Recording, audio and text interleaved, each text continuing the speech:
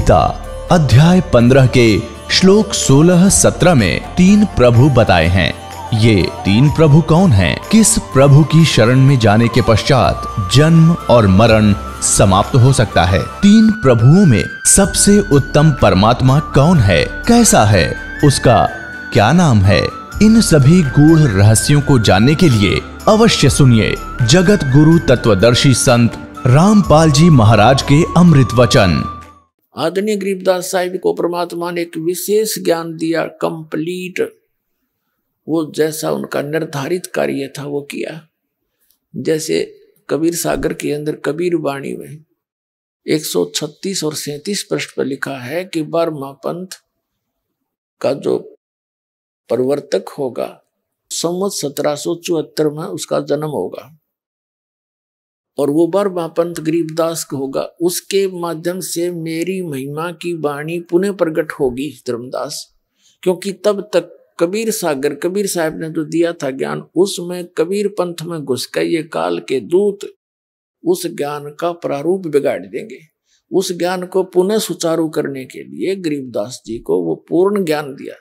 जैसे नानक साहिब जी को भी सचखंड दिखा दिया, ज्ञान मत की कसर थी, लेकिन नानक साहिब जी की जो यथार्थ वाणियां, बहुत सी ऐसी वाणियां थी जिनको संग्रह नहीं किया जा सका, और गरीबदास साहिब जी ने वो कंप्लीट संग्रह करवाया ये कह करके कि ये लिखे तो पूरी लिखना, ना तो मैं नहीं बोलूंगा। तो दादू पंथी गोपाल दास नाम के संत ने वो कंप्लीट बैठकर लिखवाई गई थी। तो वो अभी तक लेटेस्ट थी, 200-250 वर्ष की बात है। सन 1730 में लिखी गई थी, 3 वर्ष बाद, और आज 2012 है, तो 250 वर्ष हुए, 300 वर्ष हो गए होंगे, 250। और इस वाणी का ऐसा कहीं प्रचार नहीं था, इसलिए ये ग्रंथ सुरक्षित रह गया। और इसमें एक विशेषता थी, क्योंकि गरीबदास पंथ से दास का निकास है, उसमें ये कहा करते थे कि इस वाणी को यदि कोई फेरबदल कर देगा उसकी दुर्गति हो जाएगी। एक संत ने कोशिश की थी, कुछ ऐसी वाणी है इसके अंदर जो मतलब उनको वैसे है तो वो सही, लेकिन जनसाधारण उसको विपरीत अर्थ ले लेता है। तो उस संत ने कोशिश करी कि इससे ये निकाल दूं, तो उसको अधरंग मार गया और उसने अपनी अक्षमा याचना की, वो वाणी दोबारा लिखी एज इट इज। तब वो राहत मिली उसको 90%, कुछ फिर भी उसको सजा मिली। तो उसके बाद पूरे गरीबदास के पंथ में जितने भी महंत संत हैं सब इस चीज से डरते हैं कि मात्रा भी गलत ना कर दियो इसी वाणी का। ये किस लिए किया था कि ये तो काम बिगाड़ देंगे, अपने अपने मत से ना समझ कर अपनी बुद्धि अनुसार ये सदग्रंथों का अनर्थ कर डालते हैं। तो वो वाणी आज हमारे पास है एज इट इज, और वो गरीबदास पंथ वाले नहीं समझ सके इस परमात्मा के गुण रहस्य को, और इस दास पर दया करी उस परमात्मा ने अपने सदग्रंथों का कंप्लीट ज्ञान दे दिया। आदरणीय गीसा दास साहिब जी, गांव खेखड़ा, उत्तर प्रदेश, जिला मेरठ के अंदर, उनको भी ऐसे ही वो 7-8 वर्ष के बच्चे थे, 10 वर्ष के, तब उनको परमात्मा मिले थे एक बूढ़ा बाबा के रूप में, यानी संत के रूप में, जिंदा महात्मा के रूप में तकरीबन सबको मिले हैं। ऐसे 3 दिन तक वो गीसा दास जी भी अचेत रहे। तीसरे दिन उनकी वापस आए, तब उन्होंने भी परमात्मा की बहुत सी वाणी लिखी, लेकिन उनकी कंप्लीट वाणी भी लिखने में नहीं आई, बहुत कम वाणी लिखी गई है, वो नोट हुई उनके ग्रंथ में लिखी। अपने आत्मा जो प्रसंग चला था, आदरणीय गरीबदास साहिब जी ने आंखों देखा उस परमात्मा की महिमा का। क्या वर्णन किया है?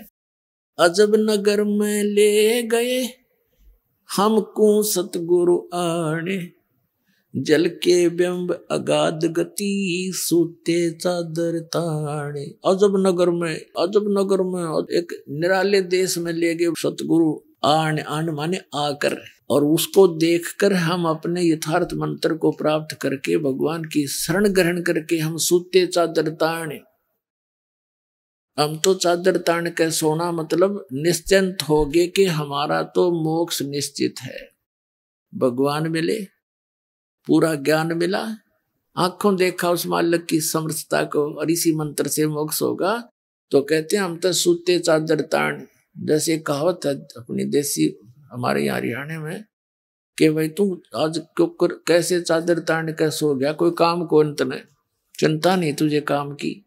चादर तान कर सोना यानी निश्चिंत हो जाना। तो गरीबदास जी कहते हैं अजब नगर में ले गए हमको सतगुरु आने, और जल के बिंब अगाध गति, वहां देखी परमात्मा की रोशनी झलमलाहट। हम सूते चादर ताने, हम सुल्तानी नानक तारे दादू को उपदेश दिया, जात जुलाहा भेद न पाया वो काशी माहे कबीर हुआ। अब क्या बताते हैं गरीबदास जी, कहते हैं सतगुरु शरणा आके और धर्मराज डर कैसा। कबीर परमात्मा की शरण में पूरे संत के माध्यम से, नकलियां के नहीं। फिर कहते हैं धर्मराज का भी डर कैसा। अब कहते हैं धर्मराज दरबार में इस काल के एक ब्रह्मांड के अंदर एक चीफ जस्टिस है जिसको धर्मराज बोलते हैं, धर्मराय कहते हैं, और वो सबका अकाउंट रखता है। जैसा जिसका कर्म है वो एज इट इज वहां उसके ऑफिस में अपने आप कंप्यूटर में यहां से फैक्स हो जाता, सबके डेली की जो रिपोर्ट है पूरे दिन रात की, और फिर वो सबका अकाउंट रखता है उसके अनुसार। उसको ऑटोमेटिक सिस्टम है उनके पास, और जो जैसा कर्म है उसको उसी अनुसार आगे उसके संस्कार में अपने आप चला जाता है। अब हमारे अंतःकरण में एक चित्र गुप्त है। गुप्त यानी हम नहीं देख सकते, एक ऐसा कैमरा लगा रखा है भगवान ने, जो हमारी सब क्रियाएं जो हम सोचते हैं करते हैं उन सब कर्मों को एक तो यहाँ रिकॉर्ड होता है अंदर, और एक कॉपी धर्मराज के दरबार में डेली फैक्स हो जाती है, इंटरनेट पे समझ लो ऐसे डल जाती है अपने आप। अब परमात्मा के विधान को समझने के लिए साइंस ने बहुत आसान कर दिया हमारा काम, ना तो कति ना दच्चो या बात। अब सारी समझ में आवे है, बुद्धिमान व्यक्ति हो गए। आदरणीय गरीबदास साहब जी कहते हैं कि परमेश्वर परम अक्षर ब्रह्म कबीर जी मुझे साथ लेकर जब गए तो यहाँ के उस चीफ जस्टिस के सामने, उसके पहले तो ब्रह्मा विष्णु महेश के लोक में गए, तो जहां भी परमात्मा जाते थे तो सभी खड़े होकर के उनका सत्कार करते थे।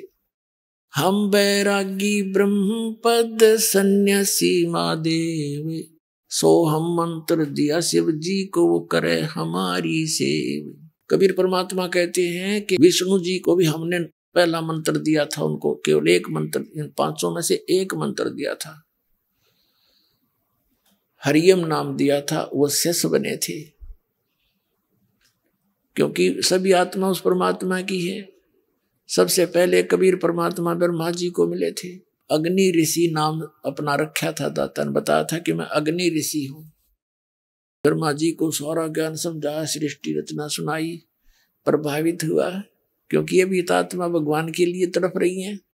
1000 वर्षों तक तप करते रहे, डरे डुबा दिए, काल ने उल्टी साधना करवा के इनको एटम बम बना लिया, सिद्धियां युक्त कर दिया।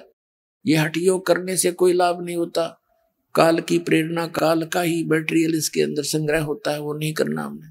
तो ब्रह्मा जी को परमात्मा मिले, सारी कथा सुनाई, बड़ा प्रभावित हुआ और बताया कि बच्चा गुरु के बिना मोक्ष नहीं होगा।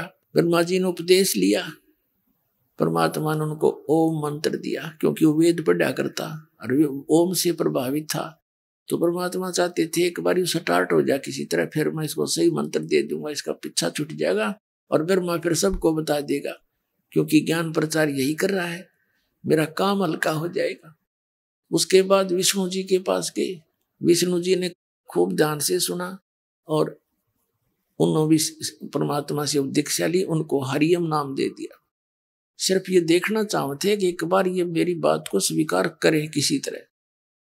फिर शिव जी के पास गए, बड़ा सत्कार किया भगवान शिव ने ऋषि रूप में परमात्मा का, और खूब ज्ञान सुना, सारी बात स्वीकार की और उनको ये सोहम मंत्र दिया। कबीर साहब कहते हैं सोहम मंत्र हम जग में लाए और सार शब्द हमने गुप्त छिपाए। ये सोहम मंत्र किसी भी आपको ग्रंथ में नहीं मिलेगा, वेद गीता और पुराणों में। परमात्मा कहते हैं सोहम शब्द हम जग में लाए और सार शब्द वो तो अभी किसी को बताऊंगा नहीं, अब समय आया था वो बताने का। अब दास ने सबको देने लगे, जो अधिकारी होते जाएंगे उनको सार शब्द देते जाएंगे।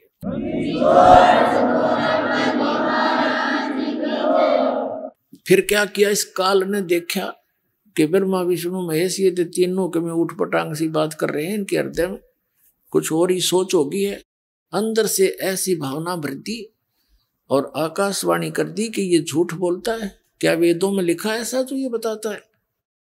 तो ब्रह्मा एकदम सचेत हुआ, कहा सचमुच वेदों में भगवान, उसने भगवान की आकाशवाणी मान ली, काल के द्वारा दिएगा ऊपर से आकाशवाणी, और भगवान आए थे वह फेल कर दी। कहा जी सचमुच वेदों में ऐसा कुछ है नहीं। तो दोबारा जो परमात्मा गए उसी ऋषि रूप में, तो ब्रह्मा जी ने कहा कि नहीं ऋषि जी, आपकी बातें अप्रमाणित हैं, वेदों में ये ज्ञान नहीं लिखा है, ऐसा नहीं वैसा नहीं। तो परमात्मा बोले इसे इतने वेद पढ़े जब तूने का ये नहीं लिखा, तो उन्हें पता लग गया काल प्रेरणा होगी इनके अंदर, ये सुनेंगे नहीं, लेकिन फिर भी ये नेक आत्मा है, साधु संतों का आदर करते हैं। और इनको ये भी पता है कि ऋषि का अनादर करने से ये विषैले सर्प भी है, श्राप भी दे देते हैं, इसलिए इनसे वैसे भी आदर करते हैं ऋषि रूप में विराजमान किसी व्यक्ति का। जैसे भगवान विष्णु जी को नारद जी ने श्राप दे दिया, उस श्राप के कारण और श्री राम रूप में जन्म होया, सारा जीवन बिरान माटी हुई, पत्नी कहीं, आप कहीं, बच्चे कहीं, उसके श्राप से ही वो कष्ट उठाया। तो इससे डरकर भी वो आदर सत्कार तो करते हैं ऋषि का, लेकिन करते हैं वही जो उनकी अपनी साधना है। तो परमात्मा जब वहां गए, उन्होंने दोबारा गरीबदास जी को लेकर जब गए इन ब्रह्मा विष्णु महेश के लोक में, जब गरीबदास जी के सामने तो वो महात्मा रूप में थे ही, जब वहां पहुंचे तो उनको उसी रूप में दर्शन दिए जिस रूप में वो प्रथम बार मिले थे। जिसके भी पास गए वो समा खड़े होकर के सत्कार किया, आओ महाराज जी। और परमात्मा ने कहा कि तुम गलती कर दी बच्चों, उस ज्ञान को, उस नाम को छोड़कर। वो नाम ने बोले जी नाम तो हम वही जपते हैं। परमात्मा बोले मैंने और भी कुछ आपको बताना था, तो वो नहीं स्वीकार किया। तो ये सारी कुछ डिस्कस वार्ता इसलिए करवाई गरीबदास जी के सामने, परमात्मा ने उनके मुंह से बुलवा दिया कि सचमुच ये परमात्मा इनसे मिले थे और ऐसा ऐसा इनके साथ बात हुई थी। उसके बाद गए धर्मराज के दरबार में, चीफ जस्टिस के ऑफिस में। तो वहां जाते ही धर्मराज खड़ा हो गया, अपनी आसन को त्याग कर। अपने आत्माओं, ये अध्यात्म जगत जो है इसके अंदर आध्यात्मिक ही सब क्रियाएं काम करती हैं। इनको अपने आप आभास हो जाता है कि जो ये सामने व्यक्ति आया है ये कितनी पावर युक्त है, उनके बस की बात नहीं हुई, अपने आप आसन उनका खिसकने लग जाता है। तो वो समझ जाते हैं कि ये कोई आम व्यक्ति नहीं। तो धर्मराज के दरबार में परमात्मा पहुंचे तो उसका आसन ऐसे ऐसे करने लगा, वो एकदम खड़ा हो गया और हाथ जोड़कर खड़ा हुआ। तब परमात्मा खड़े हैं, जैसे एक छोटे अधिकारी को बड़ा अधिकारी आदेश देता है और साथ में उसको डांट भी लगाता है। इस प्रकार वार्ता कबीर साहब ने यहाँ के धर्मराज के साथ की, आंखों देखा, अपने सामने रूबरू हुई। वो वार्ता आदरणीय गरीबदास साहिब जी ने अब किस प्रकार चित्रार्थ की वो आपको सुनाते हैं। आदरणीय गरीबदास साहिब जी क्या बताते हैं, पंजा दस्त कबीर का सिर पर रखो हंस, यम किंकर चंपे नहीं उधर जात है वंश। पंजा दस्त कबीर का और सिर पर रखो हंस। हे पुण्यात्माओं, अपने कबीर परमेश्वर का पंजा अपने सिर पर रखना, और यम के दूत आपके निकट नहीं आवेंगे और तुम्हारा पूरा कुल का कुल पार हो जाएगा। पंजा दस्त कबीरे का सिर पर रखो हंसे, जम किंकर चंपे नहीं उधर जात है वन से। दर्द बंद दरवेश हैं ये सतगुरु पुरुष कबीरे, नाम लिए बंद छूटे है ये टूटे जम जंजीरे। दर्द बंद दरवेश है, दरवेश माने संत, यानी जब वो परमात्मा संत रूप में आते हैं तो वो हमारे हमदर्द हैं, हमारे दुख में दुखी होते हैं, वो हमारी पीड़ाओं को समझते हैं। दर्द बंद दरवेश हैं सतगुरु पुरुष कबीरे, नाम लिए बंद छूटे हैं ये टूटे जम जंजीरे।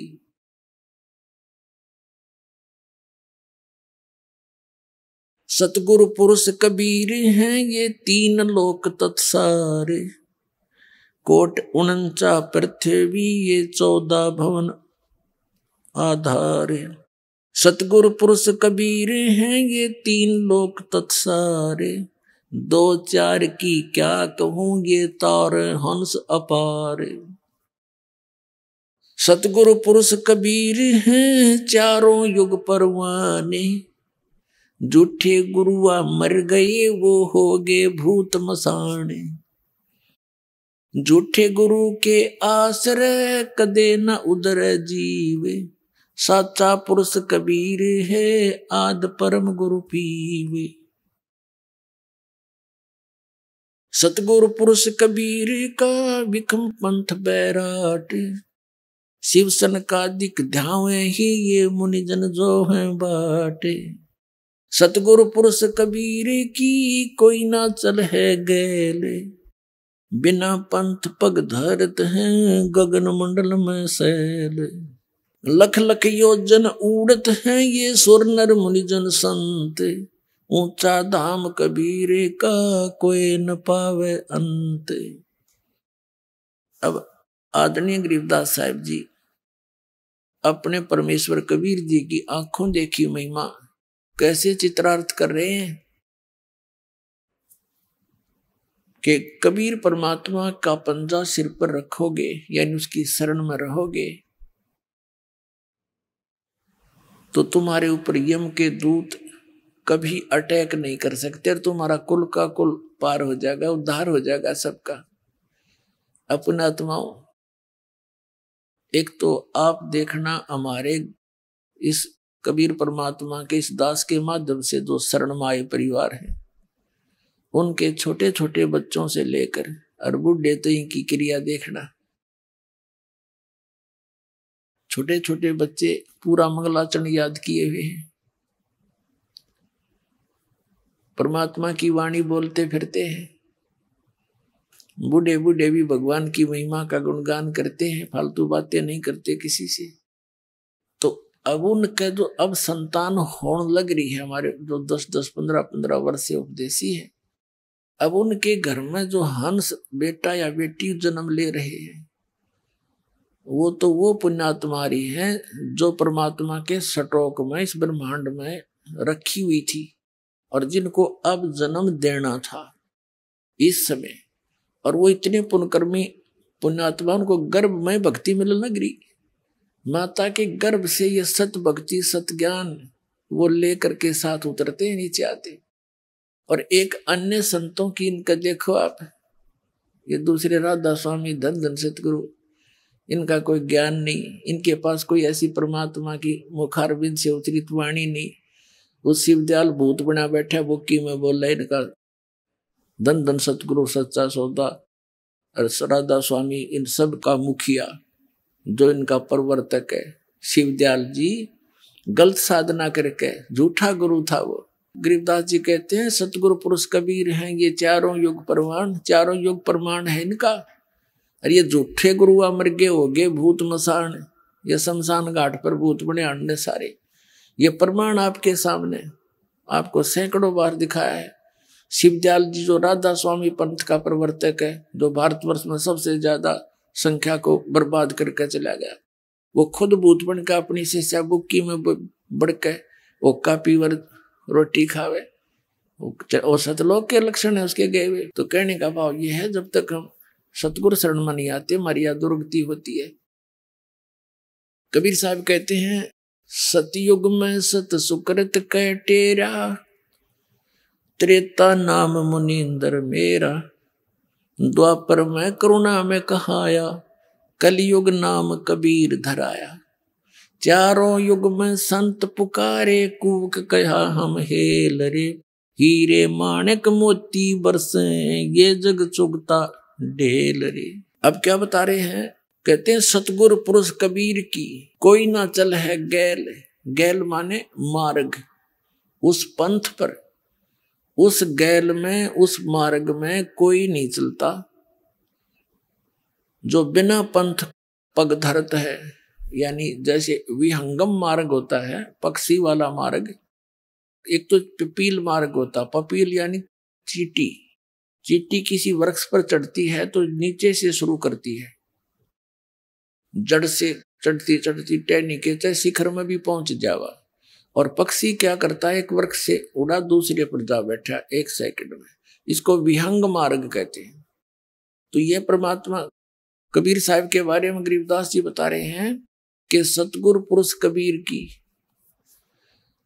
कोई भी उस मार्ग पर नहीं चल रहा है और उसके ना चलने से उन्हें कुछ प्राप्ति नहीं हो रही है। कैसे? लख लख योजन उड़त हैं ये सुर नर मुनिजन संत, ऊंचा धाम कबीर का कोई न पावे अंत। ये कहते हैं ऋषि सुर नर मुनिजन समाधिस्थ होकर के लाखों किलोमीटर तक, लख लख योजन, 1 योजन 12 किलोमीटर के लगभग होता है, तो इनको 12-12 लाख किलोमीटर ऊपर तक इनकी समाधि चली जाती है। लेकिन उस कबीर साहब के धाम तक ये इस विधि से जा नहीं सकते। वो परमात्मा की जो विधि है, मार्ग है, उससे ही वहां जाया जाता है। अब आगे क्या बताते हैं, धर्मराय दरबार में देई कबीर तलाक, मेरे भूले चूके हंस को तू पकड़िए मत कजाक। अपने आत्मा अभी तक हमने ज्ञान था नहीं, दंत कथा लोक वेद सुना करते इन नकली संतों, ऋषि महर्षि आचार्य और शंकराचार्यों से, जिनका कोई सिर पैर नहीं था। आपको तो पता नहीं, दास को तो इसका खूब बिटर एक्सपीरियंस हो रहा है। गहराई से सबके इतिहास पढ़ लिए, सदग्रंथ पढ़े, फिर इन महापुरुषों के अनुभव पढ़े। गीता आसपास भी नहीं, इन सदग्रंथों के इनके अनुभव और उन महापुरुषों के अनुभव पढ़े जिन्हें भगवान मिला, जिन्होंने भगवान मिले और जिन्होंने जो अपना अनुभव बताया वो आज सदग्रंथों में मिले। तो इससे सिद्ध हो गया कि जो इन सदग्रंथों से और इन परमात्मा प्राप्त महापुरुषों के वचनों से जिनका अनुभव नहीं मिलता, वो यूजलेस मन गढ़ंत दंत कथा, वो कति व्यर्थ है। तो इन सब का व्यर्थ है। इस दास ने निर्णय कर रखा है, अनेक आओ मैदान में जवाब दो दास का कि झूठ कह रहा हूं, कोई भी ना चल सकता। सांप सा सुन गया सबने।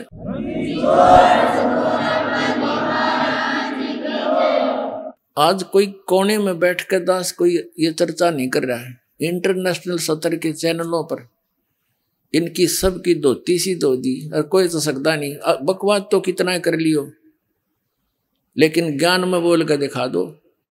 ये भी कहो कि मैं झूठ बोल रहा हूं, एक शब्द कहो, प्रमाणित करके बताओ, फिर पता चलेगा।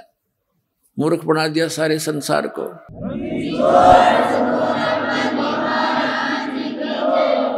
तो दास जो ज्ञान आपको सुना रहा है, इस पर आपको विश्वास कराने के लिए इतने प्रमाण देता हूं कि दास जो बोल रहा है ये 100 की 100 सत्य है। अपनी तरफ से नहीं बोल रहा हूं, उन महापुरुषों की वाणी को आपके रूबरू कर रहा हूं जिन्होंने भगवान पा लिया और फिर उस जिन्होंने भगवान मिला और उनने जो ज्ञान बताया, वो सदग्रंथों से फिर ये दिखाता हूं कि इनमें भी ऐसा लिखा, देखो जिनको तुम सत्य मानते रहे हो आज तक, तो फिर विश्वास आसानी से हो जाएगा। ये विश्वास होना ही कठिन हो रहा है कि कबीर इज गॉड। और जिस दिन आपका ये हो गया कबीर इज गॉड, बस बातें खत्म हो जाएगी। फिर तो वाणी पढ़ा करेंगे, आंखों में आंसू आया करेंगे, घर घर बैठ कर भगवान की चर्चा चला करेंगी। बकवाद करते हैं सारा दिन 2 रोटी के लिए। और ये परमात्मा प्रसन्न हो गया घर भर देगा ठड्डे आपके, खाया भी ना था सारी उम्र आप पर, इतना दे देगा आपको।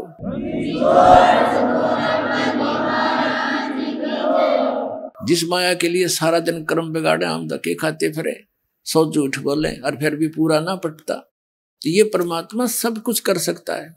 आपको कथा सुनाएंगे धीरे धीरे, क्योंकि समय इतना लंबा सिलेबस है इस परमात्मा का। 1 वर्ष में तो एक ही प्रमाण का नंबर आता है। धीरे धीरे सारे सुनाएंगे। सीडी ले जाया करो, पुस्तक छाप रखी वक्ता ने, इसी न पढ़ा करो। तो ये सारा कुछ मिलाकर अपना कंप्लीट कोर्स करो। जैसे बच्चा 14-15 वर्ष पढ़ता है 2 रोटी के लिए, वो अभी मिले तो मिले, ना तो नो के नो।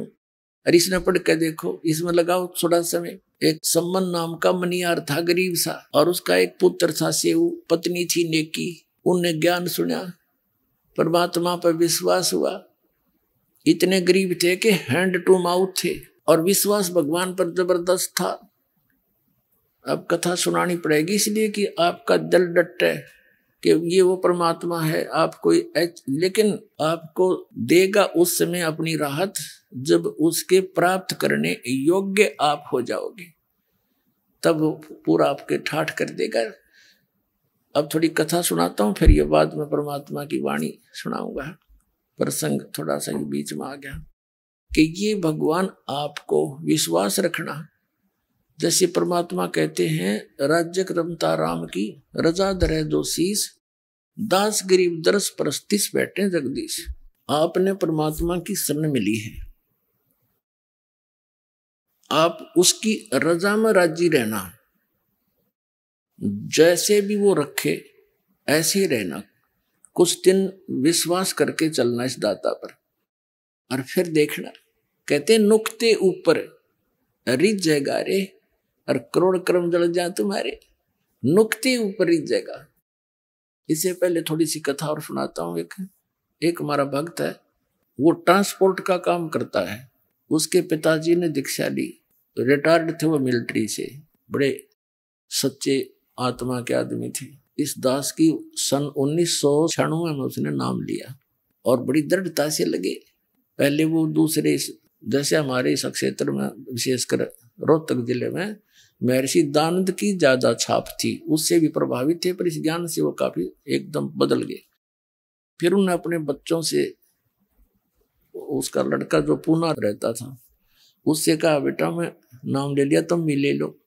वो मानना नहीं। पिताजी तो बहका लिया है, इसके पास थोड़ी बहुत या पैसे दिखे हैं, कोई लुटेरा इन लूट लेगा। पर वो बच्चा उसकी मानने, निर्बाप बच्चे की कुकरबाना आंखें देख रहा, सारी बात सुन रहा। कहने का भाव ये है कि वो बच्चे नहीं माने। कुदरती उसने 2 पाठ रखवा रखे थे अपने दोनों पोतों के उपलक्ष्य में। उसकी उस दौरान मृत्यु होगी, 3 साल, नाम 98 मृत्यु होगी। तो मृत्यु के समय उनके संकल्प किए हुए पाठों को कराना उनका मजबूरी बन गई बच्चों की। तो उस समय उसने वो ज्ञान सुनना पड़ गया, मजबूरी होगी उसकी। अब कहते हैं 100 साल सीधर मैं करूं अपने धन के काज। तो उस लड़के ने परमात्मा का ज्ञान सुना। पहले तो बिल्कुल विपरीत विचार रखता था, तुरंत बदल गया, पूरे परिवार को दीक्षा दिलवा दी। उसके पास 1-2 गाड़ी थी उस टाइम। दीक्षा लेकर वो चला गया। सीडी हमारी कैसेट बना रखी थी पहले हमने, ये वो ले गया सॉरी। उसने सारा कुछ सुना, बहुत अच्छी तरह दृढ़ता से उसको समझ में आ गया, सारा ज्ञान कंप्लीट दृढ़ हो गया। उस दौरान क्या हुआ कि उनकी एक गाड़ी एक्सीडेंट होगी, और उसका गलती से किसी कारण से वो इंश्योरेंस एक ही दिन आगा पीछा हो गया था। तो वो उस टाइम इस शहर की कीमत थी 80-90 हजार रुपए की हानि उसको होगी। उसकी माँ को उसने संदेशा दिया कैसे ऐसी होगी। उसकी माँ कहने लगी भाई यू नाम छोड़ दो, देख नाम लिया तेरा बाबू मर गया, और तो हमने नाम लिया तेरी गाड़ी 80,000 का नुकसान हो गया। लेकिन वो लड़का समझ गया था कसूती तरह। तो अपनी माँ को तो जैसे तैसे उन्हें संतुष्ट किया। फिर वो बताओ था बाद में, कहने लगा जी मैंने तो हाथ फैला के ये कहा था परमात्मा अपनी शरण से दूर ना करना, चाहे भीख मंगवा लियो, आपका दास रहे आपकी शरण में। नो कहता जी मैं तो उस दिन के बाद और आज तक उस परमात्मा ने ऐसी रजा बख्श रखी उस बच्चे पे, सैकड़ों की संख्या में तो गाड़ी दे दी, और उसका दान धर्म की पूरी नीत आज तक ज्यों की त्यों है। तो परमात्मा कहते हैं नुक्ते ऊपर रिझ जाएगा रे, करोड़ कर्म जल जा तुम्हारे। वो नुक्ता था, जब फेल हो जाता तो खत्म था, वो तो हो लिया था और घना हो जाता। और उस नुक्ते पर नो राज्य हो सा भगवान, जो रिझ जगदीश, फिर देखना ठाठ थरे सब क्या है। और फिर इस माया की अपन जरूरत भी नहीं है, लेकिन ये इतनी दे देगा संगवाई नहीं जाएगी आप पर। फिर इसको पा करके विचलित मत हो जाना, ये विष समझ लेना, ये माया आवश्यकता से अधिक कर पे नहीं रहनी चाहिए। और जब मालिक साथ रहा, परमात्मा कहते हैं कल्पे कारण कौन है कर सेवा नहीं काम, मन इच्छा फल दूंगा जब पड़े मेरे ते काम।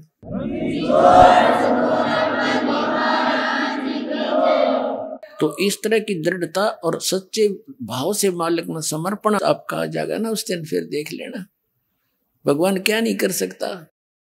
एक प्रमाण नहीं, लाखों प्रमाण याद हैं इस परमात्मा के। और अब सन 1994 से लेकर आज तक इस दास ने जिनको भी उपदेश दिया है, परमात्मा की शरण दिलाई है, उनकी पहले क्या स्थिति थी और आज उनके क्या सुख है, उनके मुख से सुनने से विश्वास गणा होगा आपको। एक परिवार की कथा सुनने लग जाना, कान बहरे हो जाएंगे। जो पहली बार सुनेगा उनके इतने सुख दे रखे परमात्मा, लेकिन उनको ये भी विश्वास हो चुका है कि हमने धन की जरूरत नहीं, हमारा धन तो ये है, हमारा नाम सुरक्षित रहे और काम नहीं कोई अड़े। काम नहीं अड़ेगा भगवान का, भगवान के बच्चों का काम अड़ गया फिर भगवान की तरह गया। फिर घनी मांगने की जरूरत नहीं, इस पर बेमतलब डिमांड नहीं रखा करते। बेमतलब की डिमांड तो मन रखता है, आत्मा रखती है आवश्यकता की। तो आत्मा की जो पुकार है दाता सुनता है, इस मन की नहीं। मन तो काल का एजेंट है। तो पुणात्मा आप इस ज्ञान से पूर्ण परिचित हो जाओ, फिर देखना इसके ठाठ। आप देखो कितना धनी है, टेंशन खत्म नहीं। और आपने परमात्मा का बच्चा से सिंपल सा घर पर रहता हो तो उसको कोई टेंशन नहीं, क्योंकि उसको मालूम है कि समर्थ हमारे सिर पर बैठा है। शेर सौंप्या गुरु देव को, सफल होया यो शीस, नितानंद इस शीस पर आप बसे जगदीश। परमात्मा को सिर सौंपा, सिर सौंपना कोई काट के नहीं देना, समर्पित हो जाना। अब एक कथा सुनाता हूं आपको। ये सेऊ और सम्मन नाम के, सेऊ तो उनका पुत्र था, सम्मन पिता, निक्की उस सेऊ की मां यानी सम्मन की पत्नी थी। वो दोनों मनियार का काम करते थे। नेकी भी मनियारी का काम करती थी, चूड़ी पहनाया करती थी बहन बेटियों को, और वो मनियार भी। गरीब इतने थे बहुत गिने, हैंड टू माउथ थे, विश्वास भगवान पर दृढ़ था, सत्संग बहुत सुन रखे थे परमात्मा के। अब वो जहां भी चूड़ी पहनाते थे बहनों में बैठकर, तो बहाना सा मिलाकर चूड़ियां भी पहनाते रहते, अपने भगवान की कथा भी सुनाते रहते। हमारे गुरु जी ऐसे हैं, हमारे गुरु जी ऐसे हैं, कबीर नाम है, उन्होंने सिकंदर राजा के जलन का रोग था वो ठीक कर दिया। सिकंदर राजा ने एक गऊ काट दी थी बीचों बीच परीक्षा के लेने के लिए भगवान की, कि इसको जीवित कर दे, जब मानू तो कि साहब संत है, वो जीवित कर दी थी। यानी इस तरह की बहुत कथा सुनाया करते थे। तो बहनें उन दोनों का मजाक करा करती, जब तो सुन लेती पीछे तीनों कहा करती तो पागल हो रहे हैं, एक दानक न भगवान बतावे। कहने का भाव ये है कि वो अपने स्वभाव व सबको ऐसे बताते रहती थी। एक दिन क्या हुआ कि सेऊ नाम का जो लड़का था अन्य बच्चों में खेला करता था, वो भी यही कथा सुनाता बच्चों में। तो वो बच्चे कहा करते थे कि आप बताते हो आपके गुरुजी सिकंदर लोधी के वहां गए, घर पर गए, वीर सिंह बघेला काशी के नरेश के घर पर गए, उन नाम ले रखा था। और भी आप ऐसे दामोदर सेठ के घर पर गए, तुम्हारे घर पर क्यों ना आते? तुम्हारे गुरुजी तो स्वार्थी हैं, वो तो पैसे वाले और राजाओं के पास जाते हैं, तुम्हारे घर पर आए कभी? वो कहने लगा, बच्चा था सेव अगना भी, हमारे घर पर तो गुरुजी नहीं आए कभी। फिर वो तो भाई पैसे वालों के जाते हैं, ये तो पैसे के पुजारी होते हैं ये गुरु। अब वह बच्चे के बाद खटकगी, उसने अपनी माता और पिता से कहा कि माता, हमारे अपने गुरुजी कभी अपने घर नहीं आ जाएंगे? वो हमारे घर गुरुजी आ जाएं तो बड़ी अच्छी बात हो। तो नेकी और सम्मान दोनों कहने लगे, बेटा उनके तो लाखों सेवक हैं, और किस किस के घर में जाओगे? वो तो हमारे साथ ही, वो कुछ दूर थोड़े ही हैं। परमात्मा तो बेटा हमेशा साथ रहते हैं। वो सेऊ आंखों मासूं भर के कहता, माता जी बच्चे ऐसे ऐसे कह रहे थे, और एक बार गुरुजी आ जाना तो मैं उनको कहने जोगा हो जाऊं। अब देख आ गए ना मेरे गुरुजी, मेरे गुरुजी स्वार्थी नहीं है, मैं कहता हूं उनको पर वो नहीं मानते। तो कहने लो, ऐसे उनकी चर्चा हो ही रही थी, और नेकी और सम्मान उनको समझा रहे थे, बेटा हमारे साथ ही रहते हैं, वो दूर थोड़े ही है। अब किस किस के घर जाएंगे गुरुजी ऐसे ऐसे। और उधर से ये एक कमाल नाम का लड़का 10-12 वर्ष का, उसकी मृत्यु हो गई थी, उसको जल प्रवाह कर दिया। कुछ कबीले ऐसे हैं जो ना दफनाते हैं, जमीन में नहीं गाड़ते हैं, ना जलाते हैं मुर्दे को, वो जल प्रवाह कर देते हैं। 4 प्रकार से दाग दिए जाते हैं इस बॉडी को, शरीर को। एक तो जमीन में दबा देते हैं, दूसरा सभा कर देते हैं, जला देते हैं, और तीसरा एक बड़ा सा मचान बनाकर ऊंचा सा पिलर उसके ऊपर डाल देते हैं, उसको पक्षियां खा जाते हैं, या जंगल में डाल देते हैं कहीं सुरक्षित स्थान। और चौथे प्रकार का जल प्रवाह कर देते हैं। कुछ ऐसे कबीले हैं तो उन्होंने उसको जल प्रवाह कर दिया मुर्दे को। और एक शेख तकी नाम का मुसलमान पीर था, सिकंदर लोधी, दिल्ली के बादशाह का। कबीर परमात्मा जी ने सिकंदर लोधी के जलन का रोग था, जिसने सब जगह इलाज करा लिया था, और सब ने ये कह दिया था कि ये आपके प्रारब्ध का कर्म है, आपको भोगना ही पड़ेगा, कोई इसका विकल्प नहीं। वो कबीर परमात्मा के आशीर्वाद मात्र से ठीक हो गया था सिकंदर लोधी। तो उस कारण से सिकंदर लोधी की आस्था कबीर परमेश्वर में घड़ी हो गई थी। और वो धार्मिक गुरु ईर्षा करने लग गया कबीर साहब से कि इसने तेरा स्थान ले लिया। वजीर 2 और 2 फकीर ये कभी आपस में मेल से नहीं रह सकते। शेख तकी को एक आग सी लगी रहती थी, ईर्षा की अग्नि में वो जलता रहता था, किस प्रकार इस कबीर को नीचा दिखाऊं। और सिकंदर लोधी राजा तो इसको भगवान मान बैठे। तो शेख तकी ने कहा कि सिकंदर लोधी राजा, आपने एक हिंदू काफिर को गुरु बना दिया है, और मैं सब मुसलमानों को बताऊंगा कि राजा काफिर हो गया है और उसको गुरु धारण कर लिया है, हिंदू क्रियाएं करने लग गया है। अब सिकंदर लोधी दिल्ली के बादशाह को पता था कि इसकी बात को पूरा मुसलमान भारत का मानता है, क्योंकि वो पूरे मुसलमान धर्म का हेड था, मुखिया था। उसमें जनता होगी कि तो बात बिगाड़ेगा, जनता को विरोध कर देगा और तेरा राज्य जाएगा। चिंतित हो गया। कबीर साहब को पता चला, कारण बताया गया। तो कबीर साहब ने कहा, पूछ ले ये कैसे प्रसन्न होगा तेरा पीर। तब सिकंदर लोधी ने पूछा, पीर जी आप क्या चाहते हो? क्या आप इसको भगवान मानते हो? कबीर को अल्लाह मानते हो? हमारे हजरत मोहम्मद जी ने एक गाय को जीवित कर दिया था, मेरे सामने कोई ये मुर्दा जीवित कर दे, मैं मान लूंगा ये अल्लाह की जात है। तो कबीर साहब ने कहा, ठीक है भाई, कोई मुर्दा लिया शेख तकी, ला करता हूं कोशिश, जो हो गया था। अब शेख तकी कहने लगा, मैं कहां से लाऊं, कभी टाइम आएगा जब देखूंगा तुझे। इतने में वो टेंशन वो तो उसको बनी हुई थी सिकंदर लोधी के, परमात्मा टेंशन नहीं देख सकता अपने बच्चे की। दरिया के किनारे खड़ी ये बातें हो रही थी। दरिया के अंदर वो बहता हुआ मुर्दा 12 साल के बालक का आ रहा था। सभी ने देखा कि वो मुर्दा आ गया, मुर्दा आ गया। शेख तकी, कबीर साहब और सब जो अंगरक्षक थे राजा के, उनके साथ वहां गए हुए थे, वो सभी खड़े हो गए आगे भागकर। तब कबीर साहब ने कहा, शेख तकी पहले तू कोशिश कर ले, कदे बाद में नंबर बनावक मैं भी कर दूं। तो सभी ने कहा ठीक है पीर जी आप भी ट्राई करो। शेख तकी करेगा, फूफा वो आगे चला गया मुर्दा काफी दूर।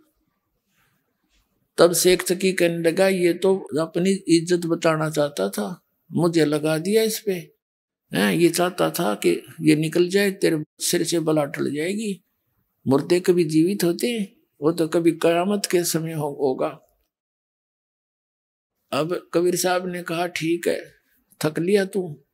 तब परमेश्वर ने जैसे मुर्दा यूं बह कर जा रहा था, ऐसे हाथ किया वापस, जैसे इंजन वाली नौका चलती है, दरिया के विपरीत दिशा में भी चल पड़ती है, ऐसे मुर्दा वापस आ गया ऐसे, और वहां खड़ा हो गया। नीचे से लहरें जा रही हैं दरिया की, और वो बच्चा ऐसे है।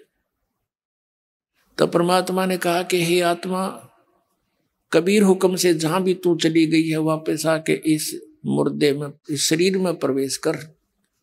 इतना ही कहा था परमात्मा ने। लड़का ऐसे ऐसे कंपने लगा, एकदम खड़ा होकर बाहर आया, दंडवत प्रणाम किया। बोलो सतगुरुदेव।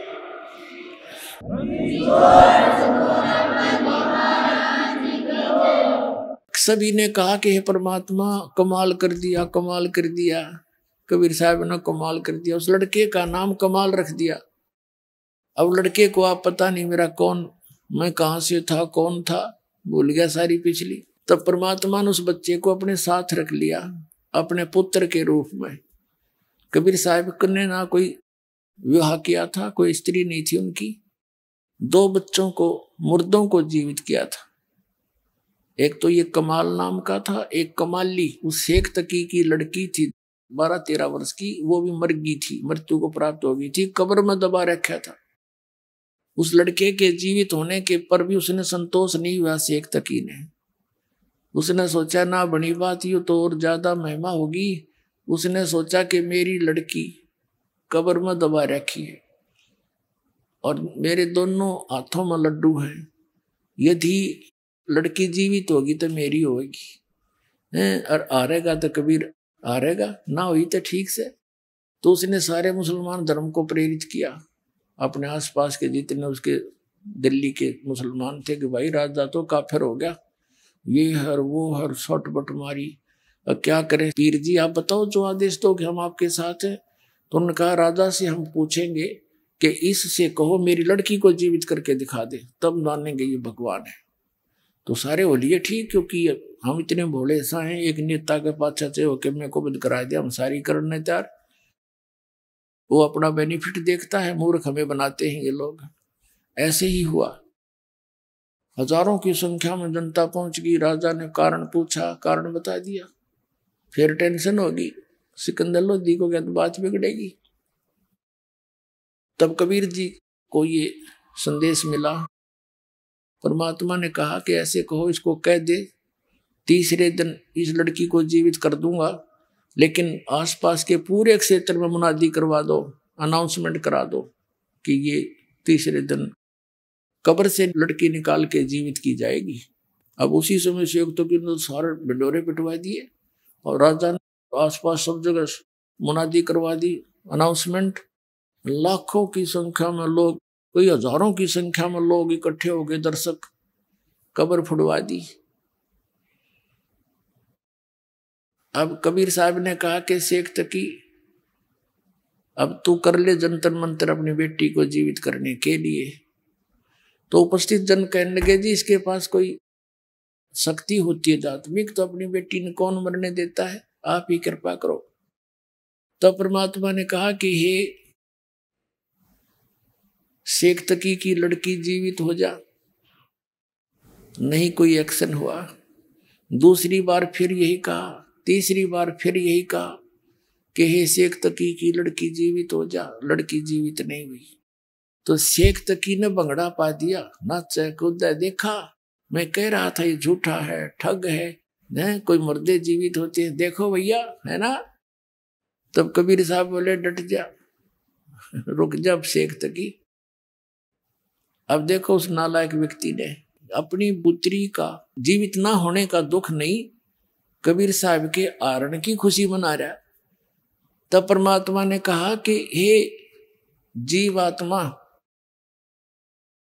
जहां भी चली गई है, कहीं पर भी किसी योनि में, वहीं से उस शरीर को छोड़ और इसमें प्रवेश कर, वहां से आर वापस आ।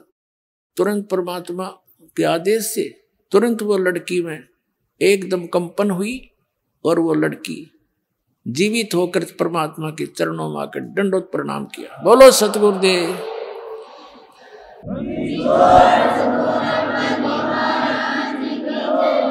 अब सब ने कहा कि हे भगवान, कमाल कर दिया, कमाल कर दिया। लड़की का नाम कमाली रख दिया।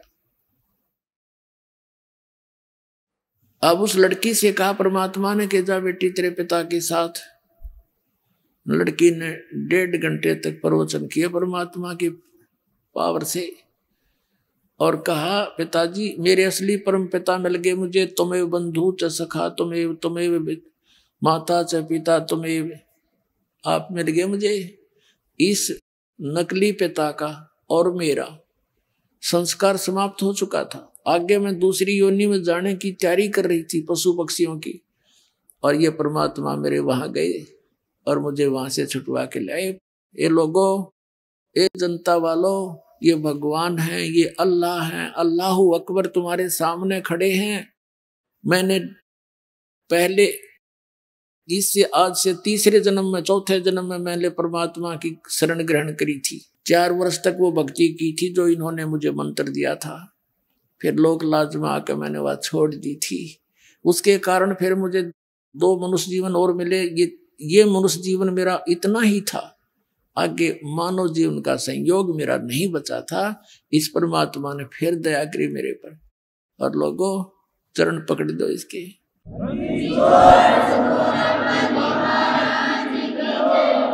कई हजारों की संख्या में इस चमत्कार को, इस लीला को देखकर कई हजारों की संख्या में उपस्थित लोगों ने कबीर परमात्मा से नाम लिया, उनके शिष्य हुए।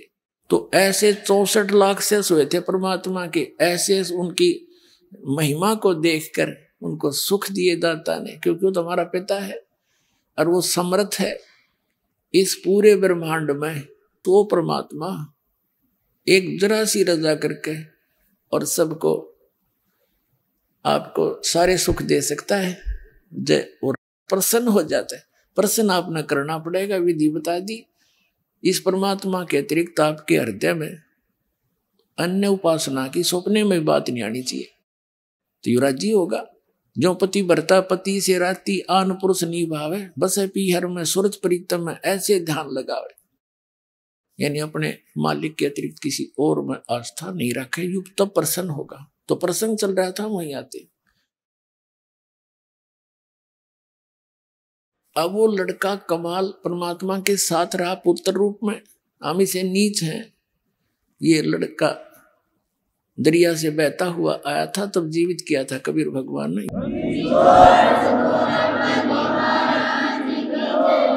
हम इतने नालायक हो गए, हम भगवान को भी धोखा देते हैं।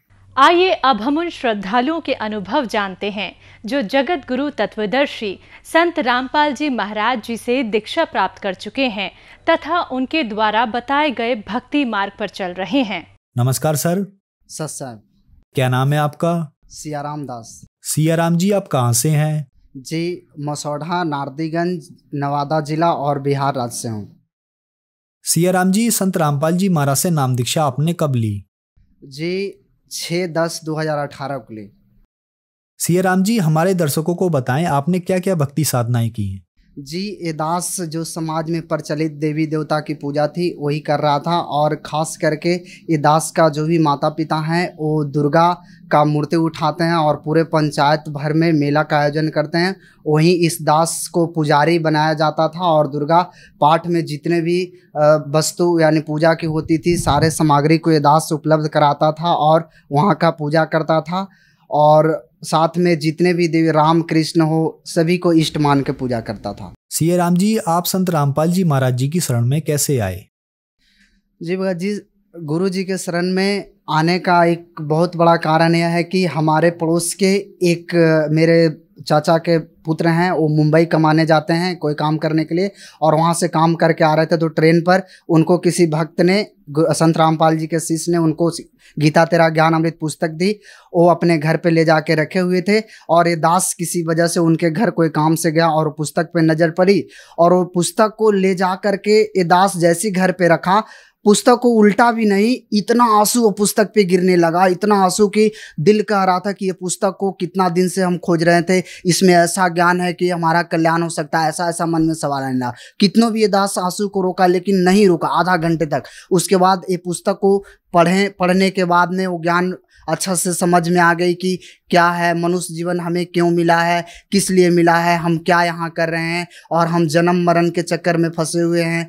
और वो पुस्तक का ज्ञान को जानने के बाद में ये दास बहुत सा नशा भी कर रहा था, जैसे शराब पीना, मांस खाना और वेश्यावृत्ति यानी दूसरे पे नज़र गलत रखना, बहुत सा यानी ऐसा बुराई था कि दास से छूट नहीं रहा था, बहुत प्रयास कर रहा था। और गांव में ये दास बच्चा को पढ़ाता था तो उसके गार्जियन भी कुछ बोलते थे कि ये खुद शराब पीता है, क्या बच्चे को पढ़ाएगा, तो बहुत छोड़ना चाहता था लेकिन नहीं छूट रहा था। लेकिन जब संत रामपाल जी महाराज जी का वो पुस्तक गीता तेरा ज्ञान अमृत पढ़े तो ऐसा ज्ञान था उसमें कि सारा बुराई अपने आप छूट गया। उसके बाद नाम दीक्षा लेने के लिए दास बहुत तड़प उठा, लेकिन उस समय ज्ञान नहीं था कि सोशल मीडिया के थ्रू हम कहीं भी ज्ञान ले सकते हैं।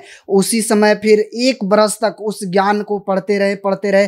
फिर संत रामपाल जी महाराज जी की दया से ये दास को एक बड़ा फ़ोन मालिक ने किसी माध्यम से दिलाया। वो बड़ा फ़ोन में एक दिन फेसबुक पे छेड़ रहा था तो देखा कि गुरु जी संत रामपाल जी का सत्संग आ गया, तो देख के अचंभित दास हो गया कि अरे इनसे तो नाम दीक्षा लेने के लिए हम सालों भर से परेशान हैं। तो देखे कि पट्टी नीचे सत्संग के नीचे चल रही थी, उसमें नंबर आ रहे थे। वो नंबर कॉपी में लिख करके वो नंबर दास लगाया तो चल गया दानापुर नामदान केंद्र पे। तो उन्होंने बताया कि आपका क्षेत्रीय जगह पे है एक गया में नामदान केंद्र, वहाँ भी नाम आप ले सकते हैं। तो ये दास ने फिर गया नामदान केंद्र फ़ोन किया और आकर के गया नामदान केंद्र पे नाम दीक्षा ली। सिया राम जी, आपको क्या क्या लाभ मिले संत रामपाल जी महाराज से नाम दीक्षा लेने के बाद? जी, संत रामपाल जी महाराज जी से तो नाम दीक्षा लेने के बाद अनेकों लाभ हुए, लेकिन कुछ मोटे मोटे लाभ दास बता सकता है।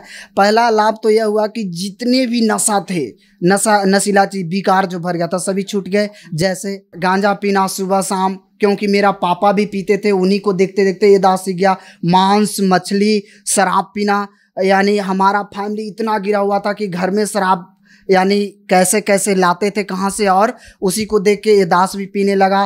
फिर यानी इतना बुरा है कि फिर दूसरे के औरत पे या धन दौलत पे यानी गलत नज़र रखना, ऐसा बुराई समा गया कि ये दास डिप्रेशन में चला गया, यानी हमेशा सोचते रहता था। और उसी बीच में फिर बीमारी ऐसा हो गया, लीवर में सूजन हो गया, टाइफाइड बुखार हो गया शराब का सेवन करते करते। फिर ये दास 2013 से यानी जब से मैट्रिक पास किया उस समय से 6 बरस तक 2018 तक अनेकों डॉक्टर से इलाज किया। सभी डॉक्टर जवाब देते थे कि नहीं, इनको सब दिन दवा खाना पड़ेगा। बताया कि लीवर में सूजन है और टाइफाइड बुखार, हमेशा 1 महीने पर टाइफाइड बुखार आता था और 8 दिन तक सुबह शाम इंजेक्शन लेना पड़ता था। उसके बाद डिप्रेशन का शिकार, हमेशा चिंता में बने रहना। उसके बाद ब्लड प्रेशर का भी प्रॉब्लम आ गया था। फिर यानी कहीं से समाधान नहीं हो पा रहा था। जब संत रामपाल जी महाराज जी से नाम दीक्षा लिए, नाम दीक्षा लेने के बाद उसमें बहुत ज़्यादा हालात ख़राब था, तो कुछ डॉक्टर का दवा का संपर्क भी लिए, हल्का फल्का दवा का संपर्क लिया और ज़्यादा 75% हमारा समस्या मालिक का ज्ञान से ही खत्म हो गया। और उसके बाद इतना शांति हो गया। शांति होने के बाद धीरे धीरे ये दास का सारा बीमारी जो था वो सारे बीमारी ठीक हो गया। दूसरा लाभ तो ये दास ये बताना चाहेगा कि आज से 6 महीना पहले ये दास का एक बच्ची है और यानी दास का शादी हो गया है। एक छोटी सी बच्ची थी यानी 2 बरस की। वो बच्ची एक बार किसी यानी घर में खेलते खेलते नाली में गिर गई। वो नाली लगभग 1 टेहना से ज़्यादा गड्ढा था, उसमें काफ़ी मिट्टी थे। और वो बच्ची जब गिर गई तो हम लोग फिर देखे कि बच्ची कहाँ गई।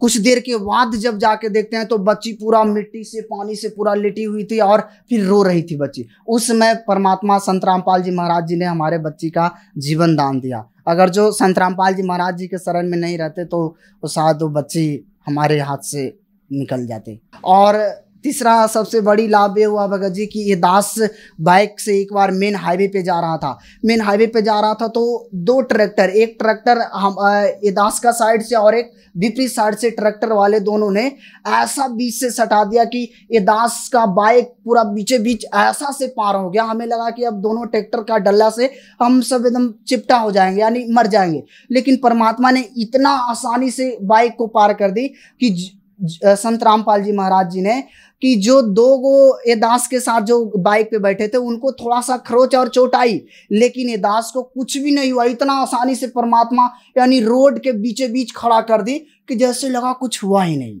और भगत जी अनेकों परमात्मा का लाभ हुआ करता है अब प्रत्येक दिन। अब विशेष और ये दास यही उम्र में अभी पढ़ने लिखने का उम्र था, इतना कर्ज में डूब गया था कि हमेशा टेंशन में दिमाग बना हुआ रहता था। लेकिन परमात्मा ने ऐसी प्रेरणा की संत रामपाल जी महाराज जी ने कि बेटा ये कर्ज जो है, ये कर्ज को पहले तू चुका लो, उसके बाद तू शांति से भक्ति करेगा। परमात्मा ने ऐसी प्रेरणा की, पूरे कर्ज जो था आसानी से निपट गया। उस ये दास पूर्ण रूप से सुखी है और कुछ का कमी नहीं है। सियाराम जी, आपने बताया कि संत रामपाल जी महाराज जी के शरण में आने के बाद आपको बहुत सारे लाभ मिले। तो जो दर्शक आज आपको टीवी पर देख रहे हैं उनके लिए आप कुछ कहना चाहेंगे? जी, ये दास तो यही प्रार्थना करेगा जगत हो या भगत के समाज से कि आप जो भी भक्ति कर रहे हैं उसका प्रमाण को आप पहले अपने शास्त्रों में देखिए। आज परमात्मा ने हमें सबसे बड़ा एक बहुत बड़ा हुनर दिया है कि हम पढ़े लिखें क्यों। ये अपने आप से सभी सवाल करिए। ये पढ़ाई लिखाई का मेन मकसद है कि हम सच्चाई को पहचाने। और जो परमात्मा का विधान है, गीता, वेद, बाइबिल, कुरान, पुराण, ये सब हमारे जो भी पिछले धर्म गुरु पहले के हैं सभी शास्त्र को नहीं पढ़े और शास्त्र के विरुद्ध मनमाना आचरण करके हम लोग को पूजा बता रहे हैं, जिससे हम सबको हानि ही हानि हो रहा है। क्योंकि ये दास इतना सारा पूजा किया फिर भी कर्ज में डूब गया, शरीर खराब हो गया, अंत में आत्महत्या करने का समय आ गया था। ऐसा हालत से फिर जब संत रामपाल जी महाराज जी से यानी इनका ज्ञान समझे कि देखिए कि शास्त्र के अनुसार है, इनका ज्ञान के अनुसार पूजा किए जैसे बताएं उस तरह से, तो आज परमात्मा कृपा से अनेकों लाभ मिला। तो भक्त समाज से यही कहेंगे कि आप ज्ञान को पहले समझे और जितने भी इस संसार में धर्म गुरु है सभी का ज्ञान को आप अपने शास्त्रों से मेल करें। जिनका ज्ञान शास्त्र से मेल कर जाता है आप उनका ज्ञान को अच्छी तरह से समझ के उनसे नाम दीक्षा ले और अपना कल्याण कराए। सर, संत रामपाल जी महाराज से नाम दीक्षा कैसे ले सकते हैं? हमारे संत रामपाल जी महाराज जी से नाम दीक्षा लेने के लिए अनेक सुविधा परमात्मा ने कर रखे हैं। और जैसे सुविधा आप यदि यूट्यूब चलाते हैं, बड़ा मोबाइल है तो यूट्यूब पर भी सर्च कर सकते हैं www.rampalji.org, वहाँ भी आ सकता परमात्मा का सत्संग संत रामपाल जी का आ जाएगा। आप गूगल पे भी सर्च कर सकते हैं, अनेकों चैनल पे उनका सत्संग आता है और सत्संग के नीचे एक पीली पट्टी चलती रहती है, उन पे नंबर आता है। आप वो नंबर पे कॉल करिए। कॉल करने के बाद आपको जहां आपके क्षेत्र में नामदान केंद्र है वहां आपको पता बता दी जाएगी, वहां जाके नाम दीक्षा ले और अपना कल्याण कराएं। परमात्मा हम सभी के लिए रो रहे हैं और पलक बिछाए बैठे हैं कि कौन से हमारे हीरे मोतीलाल कॉल करेगा और उनको नाम दीक्षा देके ये मृत लोक से जन्म मरण के रोग से कटा के उसको सतलोक लेके जाए। धन्यवाद सर। साहब